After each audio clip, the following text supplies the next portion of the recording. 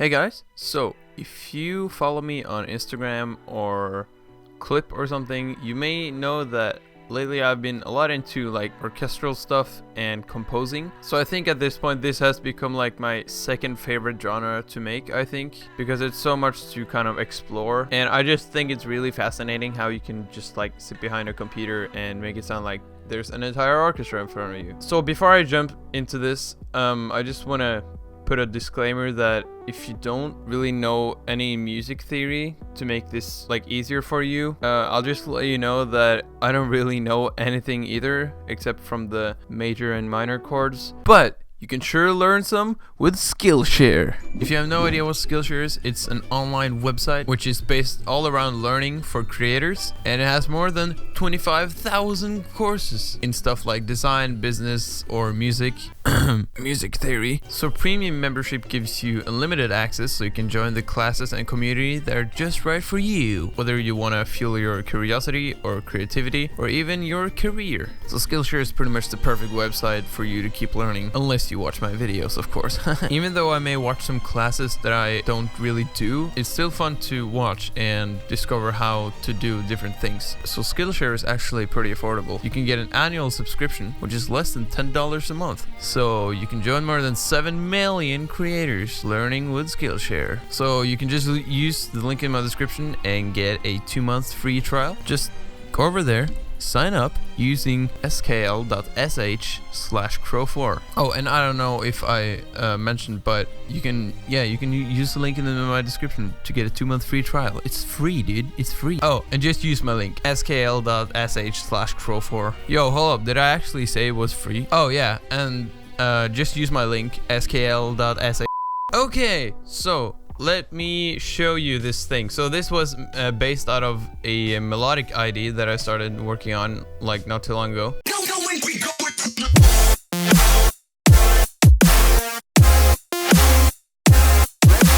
And now I can show you how this sounds like.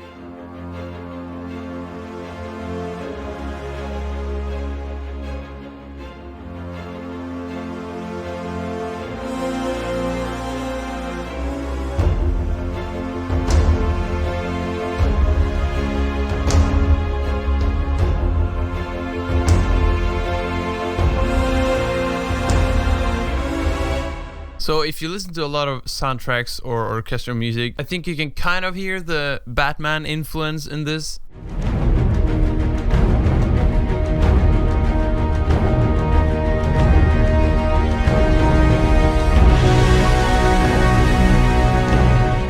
If you haven't heard any of the Batman soundtracks, it's pretty much my favorite soundtracks by Hans Zimmer. So yeah, some other soundtracks that I also really love is the from the game called Ark Survival Evolved. It's like a dinosaur game and stuff, and they have like the most beautiful orchestral pieces, alright? It's like standard in the game.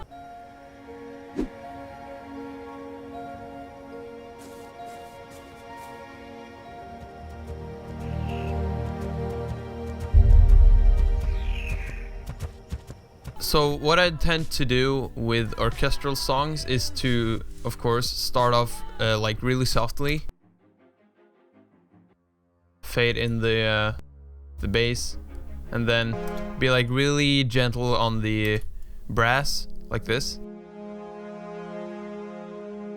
So here I'm actually using Symphony Series Brass Ensemble, which looks like this, and what I'm doing, I'm automating this knob, and you can't actually automate this, but I went into the automation tab on the libraries, and then I went down and just picked one of these and just dragged it right on top of that, and then you can automate that thing.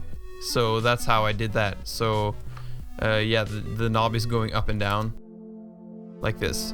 So it's kind of like the velocity of how much power you want to put into. And this actually makes it sound super realistic because you get the impression of someone actually playing the instrument. And yeah, same goes with this. And then I stack it later on with like an octave, which sounds really nice. So considering this was actually just inspired of like an EDM thing, I think just like some normal arrangement would work. So this is written in 4/4, and if you take a look at, for example, the Game of Thrones intro, it's written in 3/4. So like there's only 3 beats before the next bar, kind of.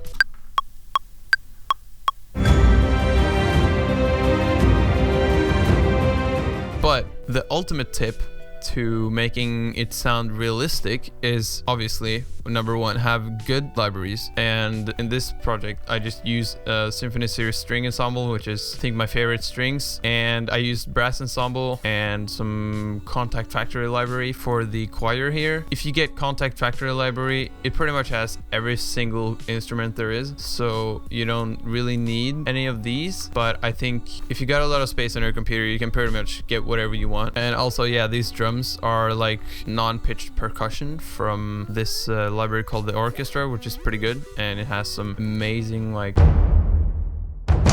thumps and big drums. So yeah, the best tip I can give you to make this sort of music is pretty much use different types of layers. So as you can see over here, I got staccato layers, which pretty much, if you don't know what staccato means, it's pretty much like a stab instead of.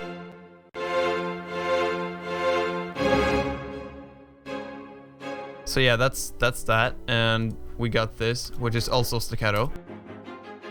And then there's this, which is a sustained one, like long thing. And then over here we got a different layer on top of the brass, which is also sustained. And then yeah, we got this layer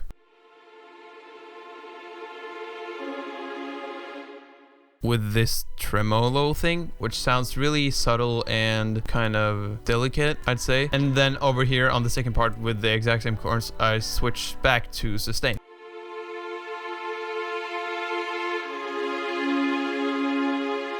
So that's really nice. And yeah, I just got the choir over here with like an A vowel, as you can see over there. So yeah, and when it comes to mixing this sort of stuff, just make sure that some things stays in the background maybe and really wide or something to fill in the big space, because after all, you want to make it sound realistic, and then it's got to sound like it's maybe recorded somewhere or something, and then you can maybe try and implement some huge spaces in your tracks. So yeah, as you can see here on the brass, I got extra reverb.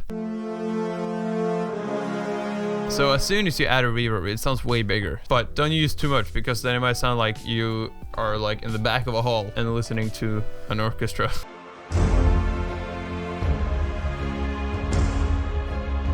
I mean, it sounds cool, but yeah, I don't know. So yeah, I made a fan-made Batman soundtrack, so I'll leave the link in the description to that if you want to check that out. And I think that's pretty much gonna be it for this video. So let me know if you learned something watching this, or if you want me to cover some more things about orchestral writing. Also, if you want to learn more about this stuff, I think you can get the little series called Hans Zimmer Teaches Film Scoring or something, where he like basically explains how he goes through the process of making soundtracks and his initial thoughts behind his music and stuff. So yeah, that's pretty much gonna be it for this video. So thank you guys for watching, and I'll see you guys in my next video.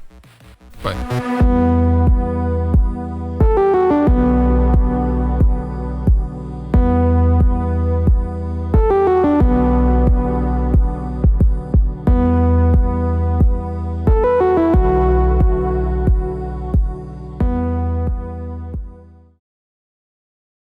Which is less than $10 a month, which is less than